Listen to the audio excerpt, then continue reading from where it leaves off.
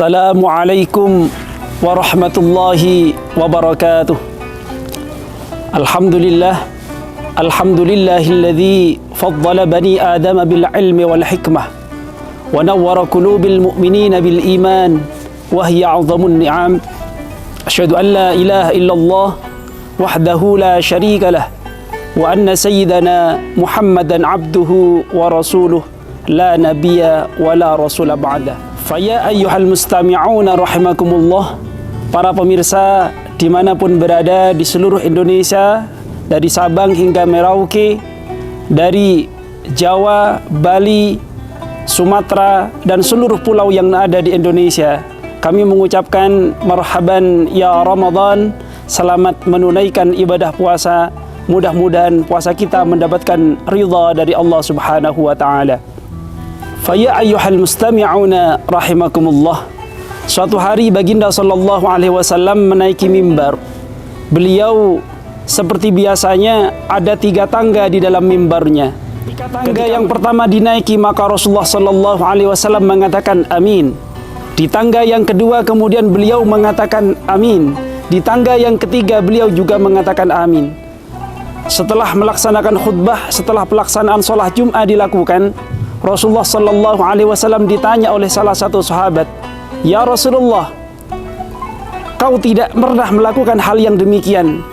Apa yang kau maksudkan mengatakan amin di antara tangga-tangga yang kau naiki pada saat melaksanakan khutbah?" Faqala sallallahu alaihi wasallam. Kemudian Kanjeng Nabi sallallahu alaihi wasallam dawuh kepada sahabat yang menanyakan itu, sekaligus disampaikan di hadapan para sahabat yang lainnya. Beliau mengatakan, "Ja'ani Jibril, datang Jibril kepadaku." Dan Jibril kemudian mengatakan, "Sungguh sangat merugi orang-orang yang di dalam sebutan ini ada 3 hal. Yang pertama, malaikat Jibril mengatakan, Ra'ima anfu rajulin, sungguh merugi orang ini. Siapa? Idza dzukirtu alaih, ketika namaku disebut kepadanya, falam yusalla alayya, kemudian dia tidak bersolawat kepadaku, maka orang itu oleh malaikat Jibril dikatakan sebagai orang yang sangat sial, orang yang sangat merugi. Maka aku katakan amin yang pertama. Kemudian yang kedua, malaikat Jibril juga mengatakan, Ra'ima anfu rajulin, sungguh malang nasib orang ini. Siapa mereka? Idza dakhala alaihi Ramadan, ketika baginya menjumpai Ramadan, summan salakha, kemudian Ramadan lewat begitu saja, falam yughfaru alaih, kemudian dia belum mendapatkan pengampunan di bulan Ramadan, maka orang ini dikatakan orang-orang yang sial. Maka aku mengatakan amin untuk yang kedua kalinya. Artinya betapa besar rahmatnya Allah, maghfirahnya Allah, pengampunannya Allah di bulan Ramadan. Kemudian amin yang ketiga, ketika aku menaiki tangga yang ketiga, Jibril juga berkata, Ra'im anfu rajulin idza akhadha abawahu, ketika dia masih menjumpai keberadaan kedua orang tuanya, falam yudhilahul jannah, dan keberadaan orang tuanya tidak menyebabkan dirinya untuk masuk surga.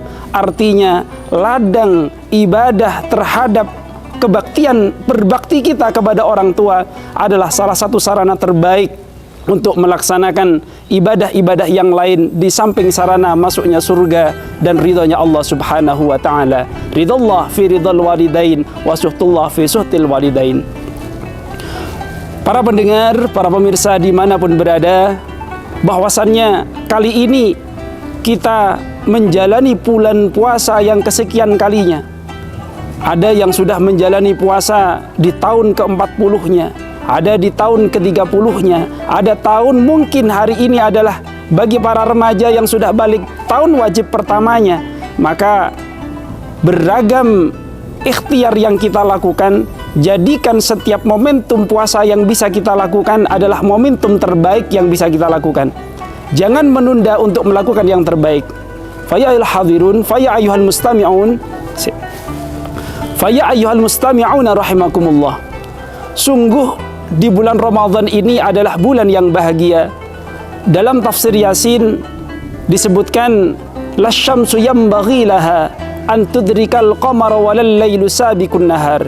Di kesempatan ini dalam tafsir Yasin Hamami, Syekh Hamami menyebutkan bahwasannya matahari pada setiap harinya meminta izin kepada Allah untuk tidak terbit kembali. Akan tetapi matahari meminta izin kepada Allah, seandainya diizinkan, ia hanya meminta sepanjang waktu untuk terbit pada bulan Ramadan saja. Inilah yang kemudian Baginda sallallahu alaihi wasallam juga menyebutkan, seandainya tidak ada keutamaan yang istimewa pada hari raya Idul Fitri, maka sesungguhnya lebih baik bulan Ramadan sepanjang waktu. Faya ayyuhal mustami'una rahimakumullah. Di dalam bulan Ramadan ini, orang-orang mukmin, orang-orang yang beriman, yang berada di alam barzah mendapatkan keutamaan. Mereka yang ahli adab, mereka yang biasa disiksa di dalam kuburnya, mereka yang mendapatkan ujian di dalam kuburnya selama bulan Ramadan akan dihentikan oleh Allah Subhanahu wa taala litakrimi Ramadan, lihurmah ala Ramadan, untuk menghormati bulan Ramadan dan atas kemuliaan bulan Ramadan. Maka orang-orang yang selama ini mendapatkan adab kubur akan berhenti dari adabnya.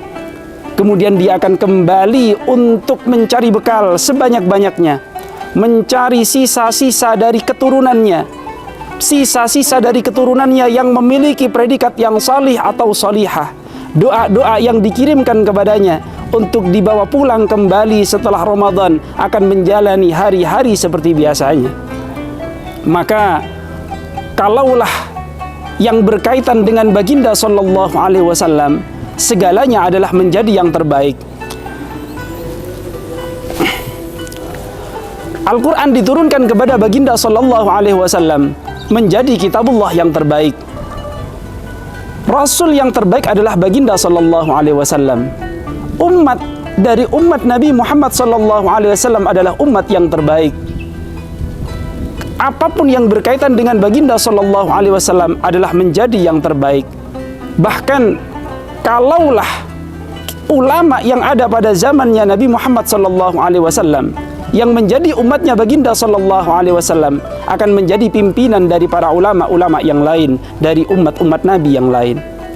Oleh karena itu, di dalam menjalankan ibadah puasa ini, puasa adalah sarana yang paling cepat yang terdapat pada syariat setiap nabi, mulai dari zamannya Nabi Adam, Nabi Nuh, Nabi Isa, bahkan Nabi kita Nabi Muhammad sallallahu alaihi wasallam, semua mengenal puasa walaupun dengan cara yang berbeda.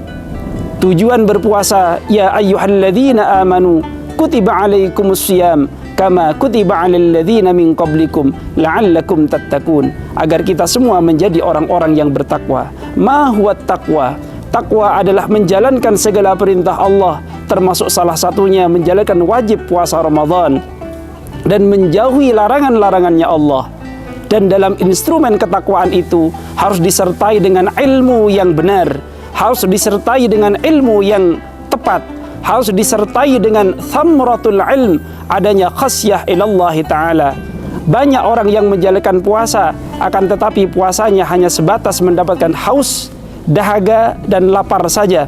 Kenapa? Karena di dalam puasanya ia hanya menjalankan syariat luarnya saja. Dia belum menjalankan nilai-nilai dari puasa itu sendiri. Mudah-mudahan kita semua diberi kekuatan oleh Allah. Mata kita berpuasa, lisan kita berpuasa, fikiran kita berpuasa, syahwat kita berpuasa, berpuasa dari berbagai macam kemaksiatan.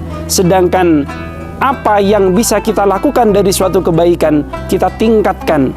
Kalaulah ada ungkapan hadis au kama qala naumu shaim ibadah, tidurnya orang puasa itu adalah ibadah, apalagi karyanya, apalagi kerjanya, apalagi mutalaahnya, apalagi qiraatul Qur'annya, apalagi ta'limul ilminya.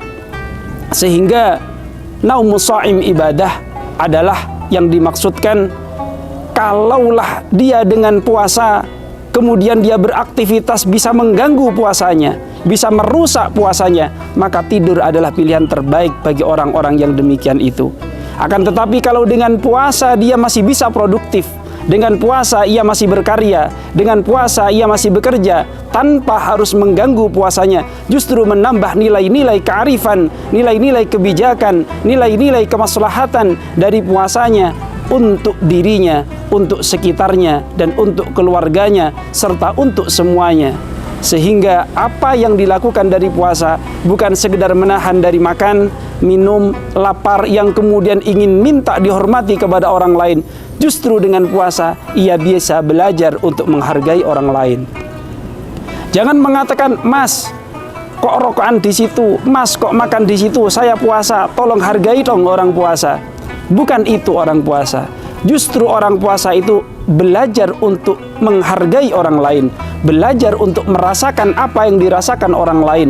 Dengan puasa kita merasakan bagaimana sehari lapar, sedangkan di luar sana bukan hanya sehari, tapi sehari-harinya lapar. Kalau kita dalam sehari diajak untuk berpuasa, sehari haus, maka di luar sana sehari-harinya haus. Kalau kita sehari untuk menahan makan yang halal yang kita punya, di luar sana banyak menahan lapar, bukan untuk menunggu makan waktu pada waktunya, akan tetapi menunggu kapan datang rezekinya. Inilah yang mungkin pelajaran dari puasa yang dapat kita petik. Mudah-mudahan kita semua diberi kekuatan oleh Allah zahiran wa batinan. Amin ya rabbal alamin. Al-afwa minkum wallahul muwaffiq ila aqwamit thariq. Wassalamualaikum warahmatullahi wabarakatuh.